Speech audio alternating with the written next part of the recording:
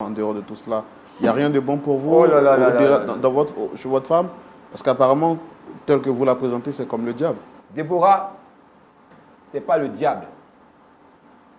Si quelqu'un avait pris une matière pour créer le diable, c'est ça qui est Déborah. C'est ça qui est Déborah. J'ai dit, je n'en pouvais plus. J'ai appelé la dame là pour venir. J'ai dit, mais madame, depuis qu'on est parti dans votre église là-haut, votre pasteur a mélangé la tête de ma femme. Je ne peux plus rien faire. Elle ne me coûte plus. La dame m'a dit que l'œuvre de Dieu prévaut sur mon mariage. Ma femme est amoureuse de notre pasteur. C'est l'histoire de ce couple qu'il décide de venir partager cela avec nous. Écoutons attentivement quand nous gagnerons en maturité. Merci et bon visionnage. S'il vous plaît, monsieur. Oui. Sincèrement, je vous respecte. Ne me dites pas que c'est à cause d'elle que vous m'avez appelé ici. Parce que si c'est à cause d'elle que vous m'avez appelé ici, moi je rentre en même temps chez moi. Non, calmez-vous. Je rentre chez moi, je n'ai pas envie de voir cette femme à du bon côté. Je suis d'accord avec vous, monsieur, s'il vous plaît, calmez-vous. Calmez-vous. Asseyez-vous.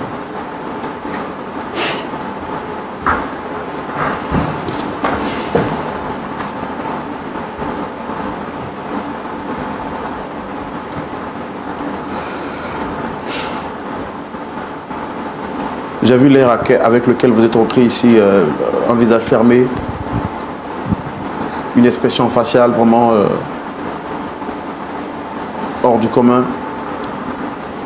Et ce qui montre tout de suite que vous n'êtes pas content. Déjà, je me présente, je suis Roland Sombo, présentateur de l'émission Pasteur Toumoui en face. Vous êtes à l'émission Point d'accord qui a pour vocation d'aider à réconcilier les familles et les personnes. Est-ce qu'on peut se réconcilier avec ça? Est-ce qu'on peut se réconcilier avec une femme comme ça? Est-ce qu'on peut se réconcilier avec une femme comme ça? Moi, je ne la connais pas. Hein. Je ne sais pas pourquoi on m'a appelé ici. Pascal! Je dis, faut pas m'énerver. Hein. Je ne te connais pas, je ne te connais pas. Je ne la connais pas. Je suis venu ici, vous m'avez dit de venir ici. Là. C'est pour vous, je suis là. Si c'est à cause d'elle, moi, je m'en vais. C'est tout. Il ne faut pas m'adresser la parole. Dites-moi en âme et conscience, de manière sincère, est-ce que vous la reconnaissez, oui ou non? Je ne la connais pas. Pascal. J'ai dit, je ne te connais pas. Parce que connaître quelqu'un, là, monsieur, regardez-moi bien, connaître quelqu'un, c'est savoir ses envies, c'est savoir ses problèmes, c'est supporter la personne. Vous pensez que quelqu'un que vous pensez être votre femme, avec qui vous vivez, qui ne vous écoute pas, qui ne vous considère pas, vous la connaissez? Vous la connaissez? Moi, je ne la connais pas. Tu as venu te mettre ici pour faire genre... D'accord. Seigneur. Je comprends donc qu'il y a un problème de communication entre vous. Donc pour vous, vous la voyez, mais vous ne la connaissez pas. Elle nous a demandé de vous faire venir ici. Mais en tout cas, merci d'avoir répondu à notre appel. D'après ce qu'elle nous a fait comprendre, les choses, le torchon brûle entre vous. Alors, on a écouté sa version des faits. On voudrait comprendre, vous aussi, votre version. Qu'est-ce qu'il y a exactement entre vous et votre épouse?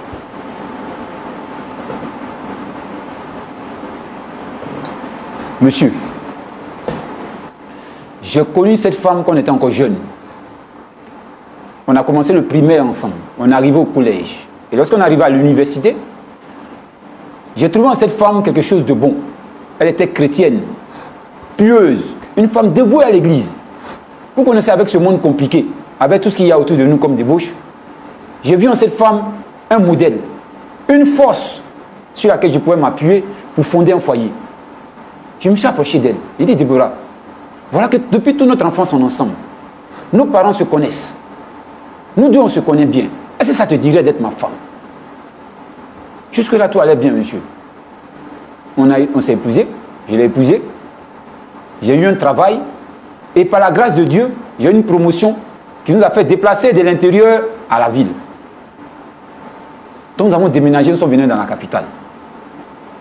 Comme nous sommes arrivés, on avait une voisine, une gentille dame, hein, très aimable, qui est venue nous voir et qui nous a invités dans son église.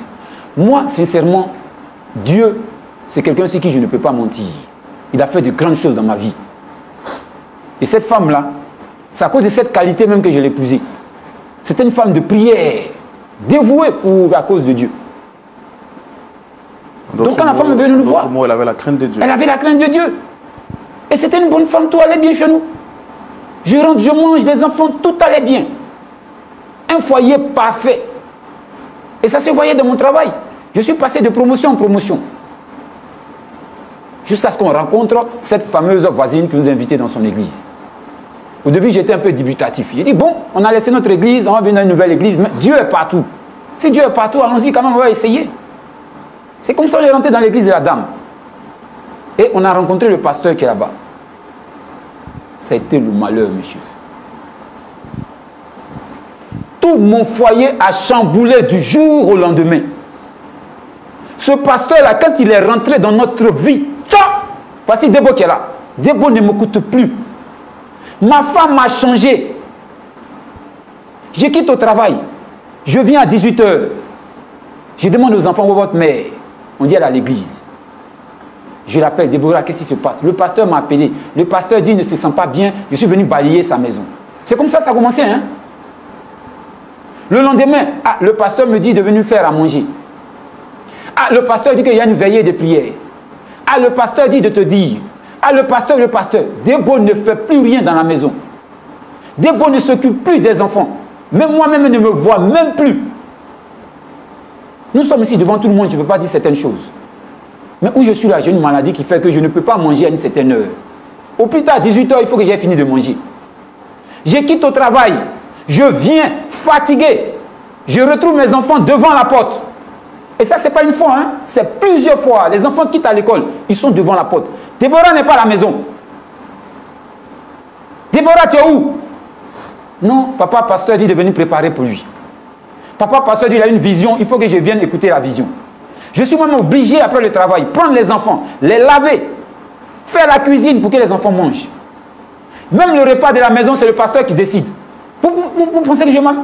Mais demandez-lui, elle est là. Ce qu'on doit manger à la maison, c'est le pasteur qui décide. Pourquoi on va manger ça? Non, le pasteur a dit que, le Seigneur dit que, parce que ça, c'est parce que... On va faire un programme aujourd'hui. Déborah, demain, on va faire ceci, on va faire cela. Non, le pasteur dit qu'on va tout changer.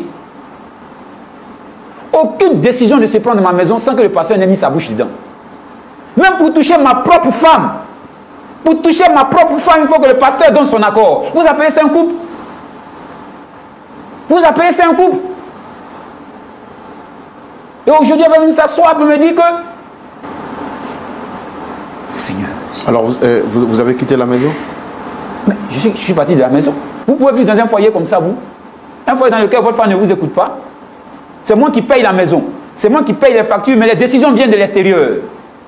Vous voulez rester dans un foyer comme ça? Un foyer dans lequel à 22 h, vous venez, c'est vous-même qui vous faites à manger?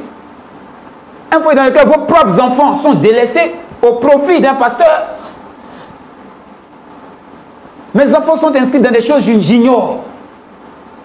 Je viens aujourd'hui, où sont les enfants? Le pasteur a dit de les emmener dans tel camp, ils vont prier pour eux parce qu'il y a un esprit qui les fatigue. D'abord, c'est le pasteur qui a couché mes enfants. C'est lui qui a couché mes enfants. Déborah, voici le projet qu'on a fait. Voici l'argent. Est-ce qu'on peut commencer aujourd'hui? Non. Hier, le pasteur m'a dit que le projet même qu'on devait faire là même là, l'esprit lui a dit que ce n'est pas bon. Monsieur, vous trouvez ça normal? Mais est-ce qu'il n'y a pas un soutien financier aussi pour vous en dehors de tout cela? Il n'y a rien de bon pour vous chez votre femme? Parce qu'apparemment, tel que vous la présentez, c'est comme le diable. Déborah, ce n'est pas le diable. Si quelqu'un avait pris une matière pour créer le diable, c'est ça qui est Déborah. C'est ça qui est Déborah. J'ai dit, je n'en pouvais plus. J'ai appelé la dame là pour venir. J'ai dit, mais madame, depuis qu'on est parti dans votre église là-haut, votre pasteur a mélangé la tête de ma femme. Je ne peux plus rien faire. Elle ne m'écoute plus. La dame m'a dit que l'œuvre de Dieu prévaut sur mon mariage. Je me suis levé avec mes 2 pieds pour aller voir le pasteur, le supplier. Eh pasteur, pardon. Mais depuis que ma femme vous a rencontré, tout ne marche plus. On a des problèmes. Vous savez ce qu'il m'a dit? Que c'est parce que je suis un possédé que je raisonne comme ça. Et que l'homme de Dieu est au-dessus du couple. Que l'homme de Dieu est au-dessus de la décision du mari. Vous trouvez ça c'est normal? Quand c'est écrit dans la Bible que nos femmes soient soumises à votre femme, est-ce que c'est écrit que ça soit soumise à votre pasteur d'abord? Nous tous on lit la Bible ici, hein? Tu comprends? Tu exagères. Tu exagères. Tu exagères, Pascal. Tu vois, c'est ces gens de femmes-là. J'ai dit, toi tu es une vraie sorcière, Déborah. C'est pas Dieu qui suit. Pendant qu'on est là, on va poser la question en même temps. Déborah, il y a quelque chose qui est dans ma tête. Depuis longtemps, je vais te demander. Comme depuis je te parle, tu ne m'écoutes jamais. Si ton pasteur t'a pas donné l'accord de m'écouter là, aujourd'hui, il a posé la question sérieusement. Toi et ton pasteur là-haut, il y a quoi de vous? Toi, tu n'es pas reconnaissant. Hein? Les jeunes priaient, je faisais pour que tu aies une promotion, là, tu as oublié. Ça fait que je ne priais pour qui? Hein? Je ne C'est priais de pour mon qui? père spirituel, tu vas venir parler. J'ai dit à quoi vous? Parce que C'est c'est de ton mon père amant. J'ai spirituel, dit tu vas venir c'est parler ton amant. aujourd'hui. Si c'est pas ton amant, tu peux pas te comporter comme ça. Il y a quelque chose entre toi et ton amant. C'est ton amant, ton pasteur. tu réponds encore. C'est pas pasteur ici. Non. Père spirituel. Père spirituel, puis ça Tu n'es bouche pas dans le que tu es foyer des gens ingrat. matin, midi, soir. Tu es ingrat. C'est toi qui es ingrat. Tu n'es pas reconnaissant. Si moi j'étais pas La là, colère comme de Dieu va s'abattre sur toi. c'est sur toi que ça va Pas s'abattre. Tu vois, reconnaissant. elle a les mêmes mots que son pasteur. Ce pasteur, c'est ce qu'il m'a dit. Hein. Il m'a dit que moi, là, si jamais j'ose parler. Quand on va devant- convertir, tu es là, tu parles. Voilà.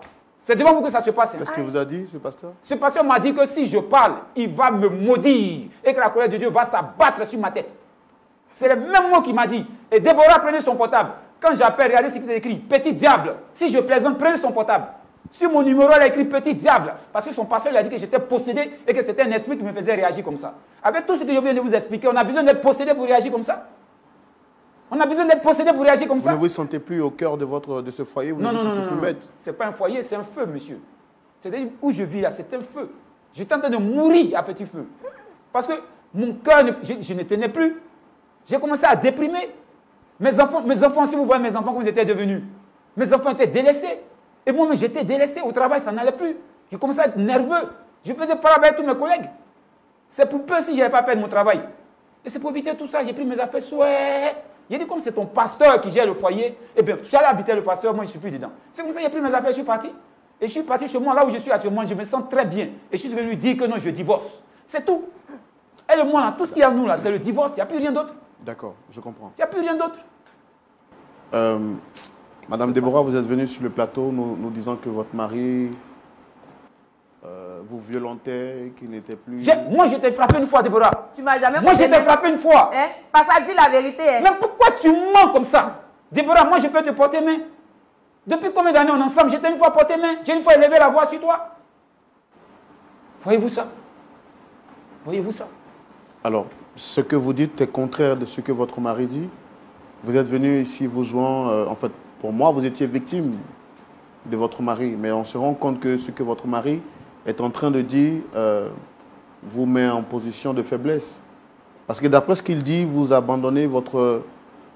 C'est-à-dire qu'il n'a plus de contrôle sur le foyer. Il ne fait plus rien dans la maison. Et que c'est votre pasteur qui contrôlerait votre vie. Est-ce que ce qu'il dit est vrai? C'est pas vrai.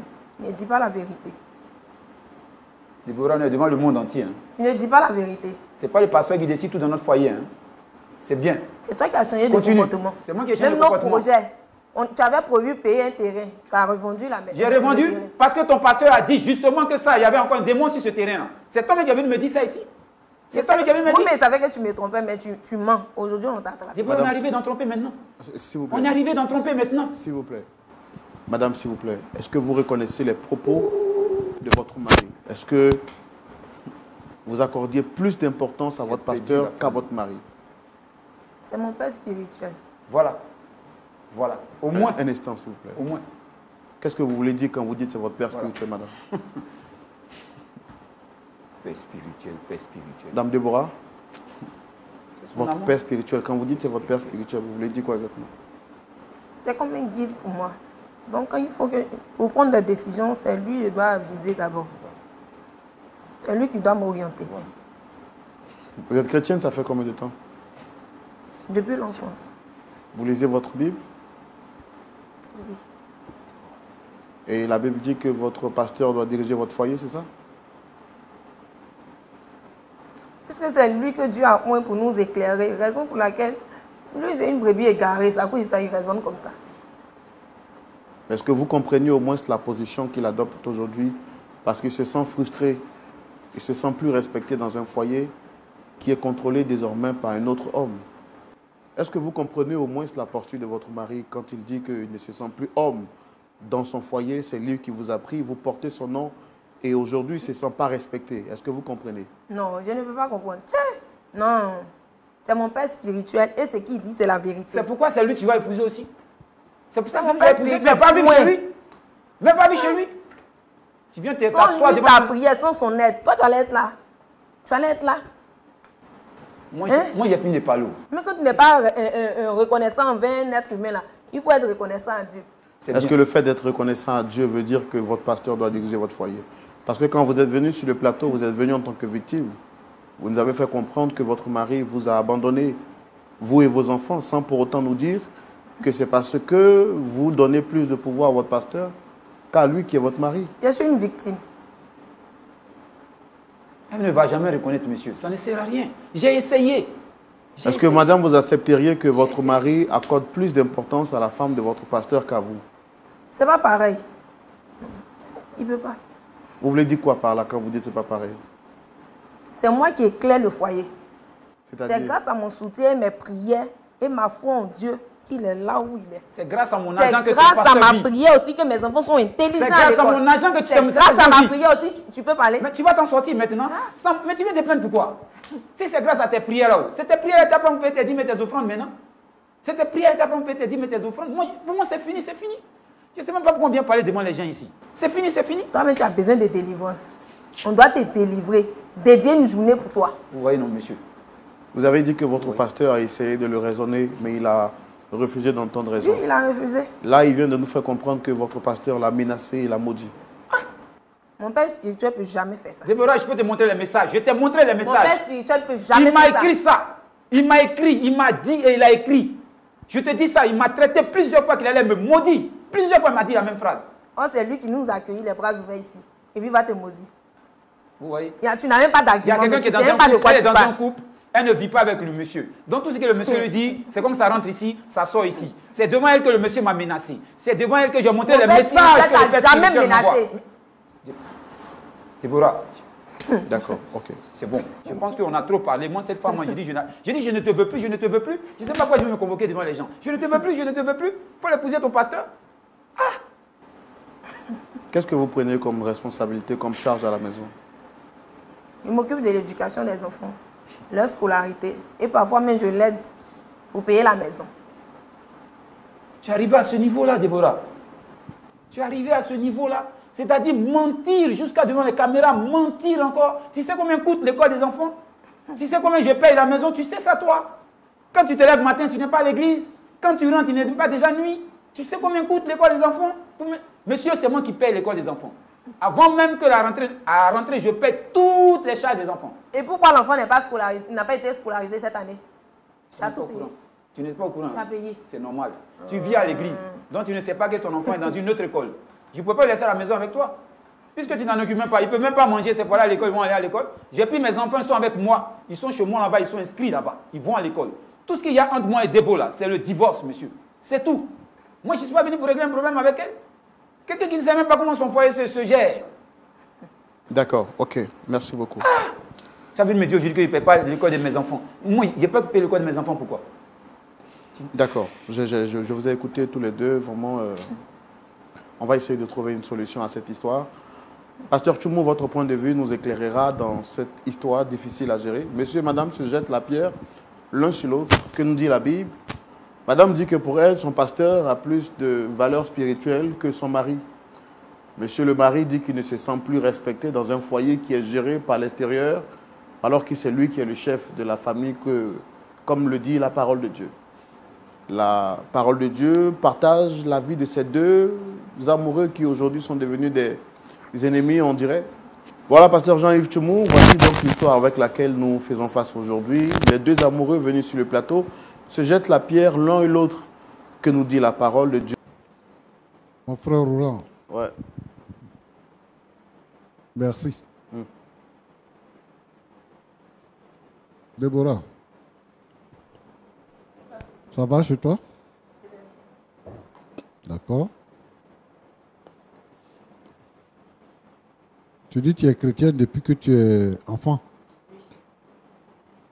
D'accord. Tes parents sont chrétiens?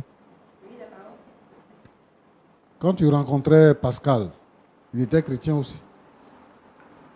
Il n'était pas converti en tant que tel. Et c'est moi qui l'ai encouragé à aller à l'église.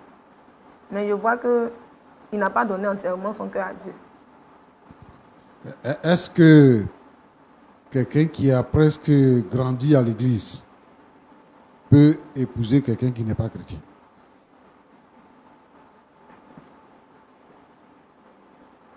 C'est ce qui me faisait croire. Il me faisait croire qu'il était chrétien. Et c'est en Tu dis vivant qu'il n'est avec pas lui que- converti, non? C'est toi qui l'as voir l'église, non? Mais il me montrait une autre facette. C'est une fois dans le foyer qu'il m'a montré qu'il était vraiment le diable en D'accord. personne. Et il faut dire la vérité quand on te demande. Parce que, en fait, nous, on ne te connaît pas. C'est lui qui te connaît, c'est toi qui le connais. Nous, on ne te connaît pas. Donc, si tu es venu chez nous ici, là, si tu parles, il faut dire la vérité. Il ne faut pas nous mélanger. Parce que si tu nous mélanges là, nous, on sait que tu nous mélanges. Donc, ça ne peut pas aller loin. J'ai dit, Oui, merci. tu es chrétienne, là. Tu es chrétienne, hein? Pourquoi tu dis que c'est toi qui payes la maison, c'est toi qui payes la scolarité des enfants, alors que les enfants ne sont pas avec toi? Je le fais. Et puis la scolarité des enfants. Les enfants étaient avec moi. C'est lors d'une prière qu'il est venu ramasser les enfants pour partir chez lui. D'accord. Tu dis que au départ, ton mari rentrait à 18h à la maison. Et que maintenant, là, arrivé à un certain moment donné, il vient à 22h. Et puis quand il tourne ton repas, là, il met cuillère dedans, il tourne comme ça, il laisse et puis il s'en va se coucher. Exactement. Quand tu le rejoins dans la chambre, il prend oreiller, il ferme sa figure et puis tu restes seul. C'est ce que tu as dit. Exactement. Toi, tu ne sais pas pourquoi il ne vient plus à 18h. Pourquoi lui, il ne vient plus à 18h puis il vient à 22h là? Tu ne sais pas. Non. Donc, tu dis que les parents ont essayé de le raisonner, que le pasteur a essayé de le raisonner. Ils ont essayé de le raisonner par rapport à quoi? Par rapport à ses rentrées tardives à la maison. Il dit, quand il vient là, tu n'es pas à la maison. Donc, il trouve les enfants devant la porte et puis c'est lui qui ouvre la porte pour aller se faire à manger pendant que toi tu es à l'église. C'est pour ça qu'il vient à 22h. C'est ce qu'il a dit tout à l'heure. Il dit quand il vient là, tu es à l'église. Exactement. C'est pour ça qu'il ne vient plus à 18h. Parce que tu n'es pas là. Et là encore, quand il vient, il trouve les enfants devant la porte. Tu as la prière. À l'église, là, tu joues quel rôle là-bas? Je suis dans le groupe d'intercession. D'accord. Quand tu dis que ton guide dit, c'est le prophète, hein, c'est ton prophète. Voilà. Il faut utiliser le terme prophète, c'est mieux. Ok. Voilà. Tu dis que ton prophète dit que il faut d'abord, il faut que ce soit à lui que tu parles. C'est lui qui doit diriger votre couple. C'est lui qui dirige votre couple. C'est ça, non? Oui. Ce que lui dit là, c'est ça. C'est ce que je fais. Si il dit terrain là, faut vendre la maison là, parce que c'est hanté, c'est possédé. Oui. Donc vous vendez la maison et tout. Donc ton mari là, tout ce que lui dit là, ça compte pas dans la maison. Ça compte pas. Non. Ton mari dit d'aller marier ton prophète là. Il dit, il ne sait pas pourquoi maintenant tu veux pas le laisser tranquille. D'aller marier le prophète, puisque c'est la parole du prophète que tu écoutes. D'aller marier le prophète. J'ai dit, tu sors avec le prophète là? Non. Hein? Non. Ils ne sont pas avec le prophète. Il n'est pas marié. S'il est marié, Toi, tu es marié aussi, non? oui. Pourquoi c'est toi qui vas préparer pour lui?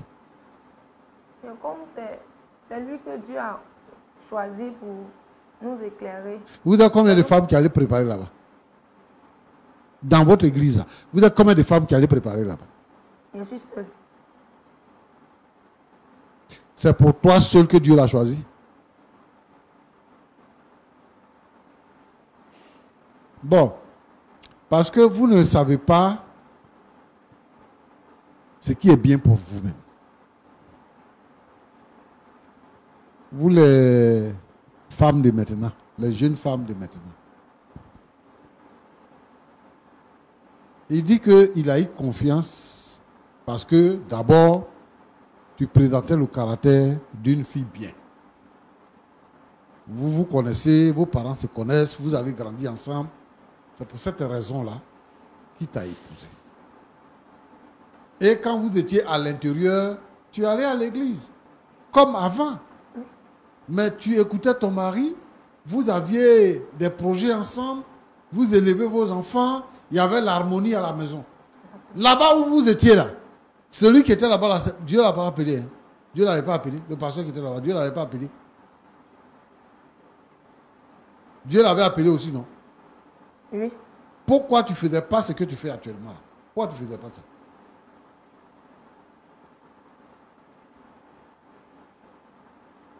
Bon, c'est-à-dire que vous gâtez le nom de l'église.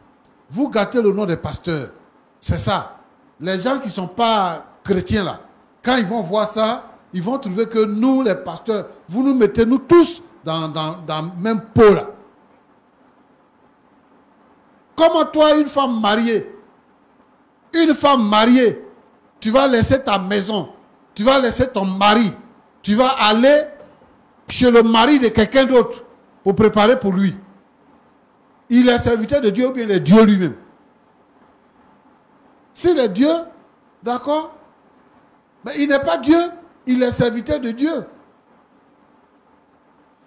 Et ton mari dit que c'est lui-même qui décide ce que vous allez marier dans votre maison. Et quand on parle, tu dis que c'est lui que Dieu a choisi, c'est lui que Dieu a mis devant nous. Oh, quand même. Il ne faut pas exagérer avec nous. C'est pour ça que ton mari t'a quitté. Si tu es intelligente là, il faut changer. Je vais même te dire, il va aller plus loin. Il faut changer d'église. Il faut aller dans une bonne église où il y a un homme de Dieu qui peut vous encadrer. Nous, notre rôle, c'est d'encadrer les couples, de leur permettre d'être épanouis et non pas de les diviser.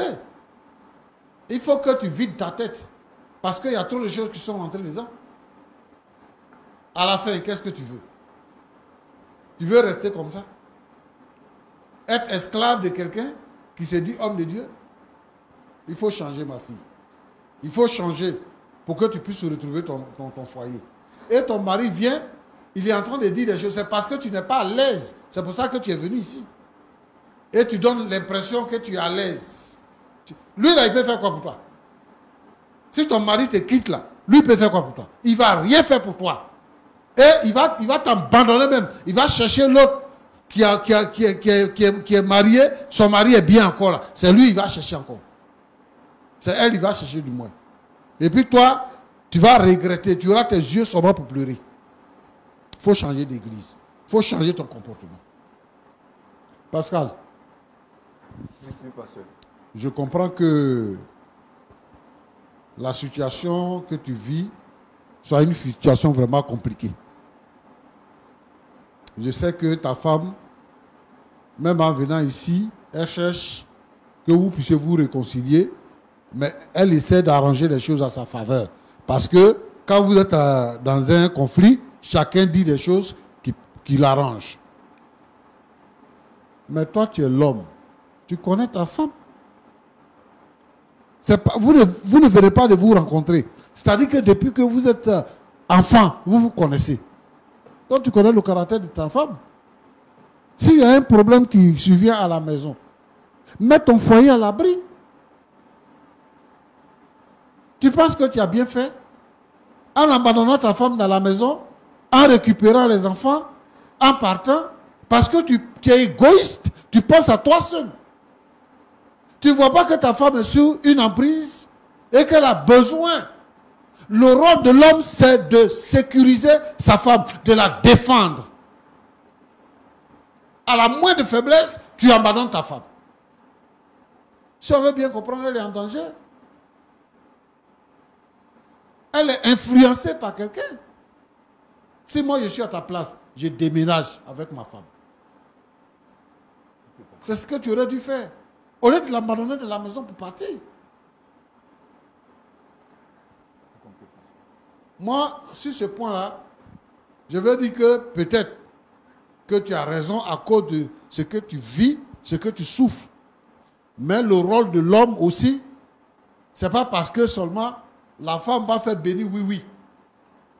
Mais si tu vois que ta femme est entrée dans quelque chose que tu ne comprends pas, Il faut chercher à sauver ton foyer.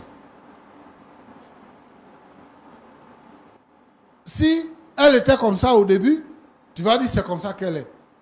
Mais elle n'était pas comme ça. Il y a d'abord votre voisine qui vous a accueilli, qui vous a envoyé dans l'église. Et puis maintenant, il y a votre guide, selon elle, qui est en train de mettre dans sa tête des choses. Les femmes, elles sont influençables.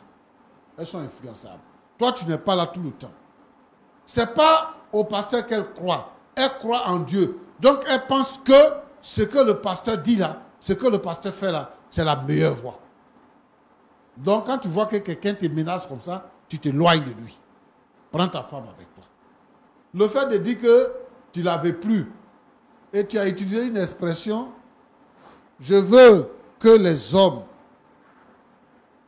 sachent raison garder, même lorsqu'ils ne sont pas contents d'une situation. Roland te dit, donc pour toi, ta femme là, c'est le diable. Tu dis non, que ce n'est pas le diable. C'est la matière qu'on a pris pour fabriquer le diable. C'est ça qu'elle est. C'est-à-dire qu'on ne peut plus rien faire avec elle.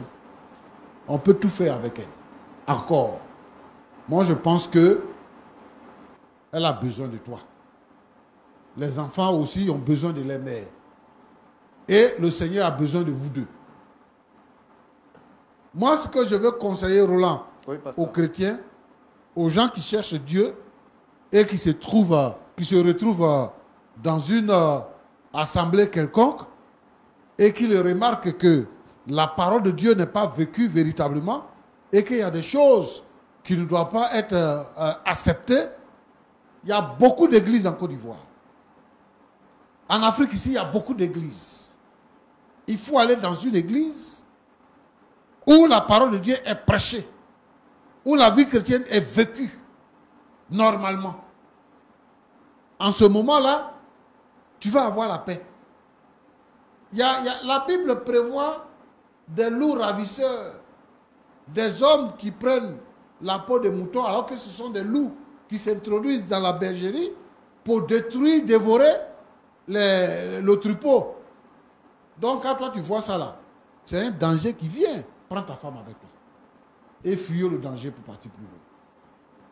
Donc Roland, oui, pasteur, c'est ce que je peux dire et je vais demander à Pascal de se réconcilier avec sa femme. Parce qu'il a dit quoi? Que tout ce qui les lie actuellement, c'est le divorce.